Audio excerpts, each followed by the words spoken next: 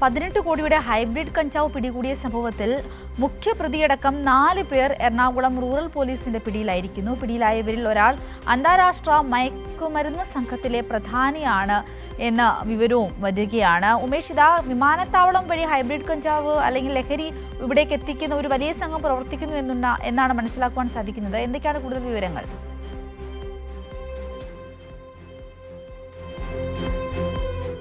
സിന്ധൂരി, ഈ ഹൈബ്രിഡ് കഞ്ചാവ് അത് കോടികൾ വില മതിക്കുന്നതാണ്. ഈ ഹൈബ്രിഡ് കഞ്ചാവ് എന്ന് പറയുന്നത് അത് വിദേശത്ത് നിന്നാണ്, പ്രത്യേകിച്ച് തായ്ലൻഡ് അടക്കമുള്ള ഭാഗങ്ങളിൽ നിന്നാണ് ഇങ്ങനെ ഹൈബ്രിഡ് കഞ്ചാവ് വൻതോതിൽ കേരളത്തിലേക്ക് കടത്തിയിരുന്നത്. വിമാനത്താവളങ്ങൾ വഴി ഇങ്ങനെ ഹൈബ്രിഡ് കഞ്ചാവ് കടത്താൻ തന്നെ വലിയൊരു സംഘം ഇവിടെ പ്രവർത്തിക്കുന്നുണ്ട് എന്നാണ്. അങ്ങനെ ഓപ്പറേഷൻ തൂഫാൻ്റെ ഭാഗമായി കഴിഞ്ഞ ദിവസം പെരുമ്പാവൂരിൽ നിന്ന് 18 കോടിയോളം രൂപ വില വരുന്ന ഹൈബ്രിഡ് കഞ്ചാവാണ് എറണാകുളം റൂറൽ പോലീസ് പിടികൂടിയത്. ആ സംഭവവുമായി ബന്ധപ്പെട്ട് 4 പേർ ഇപ്പോൾ പിടിയിലായിരിക്കുന്നു എന്നുള്ളതാണ്. ഈ പിടിയിലായവരിൽ അന്താരാഷ്ട്ര മയക്കുമരുന്ന് കടത്ത് സംഘത്തിലെ പ്രധാനിയായ ആളുകൾ ഉൾപ്പെടെ ഈ സംഘത്തിലുണ്ട് എന്നുള്ളതാണ് പോലീസിൽ നിന്ന് ലഭ്യമാകുന്ന വിവരം.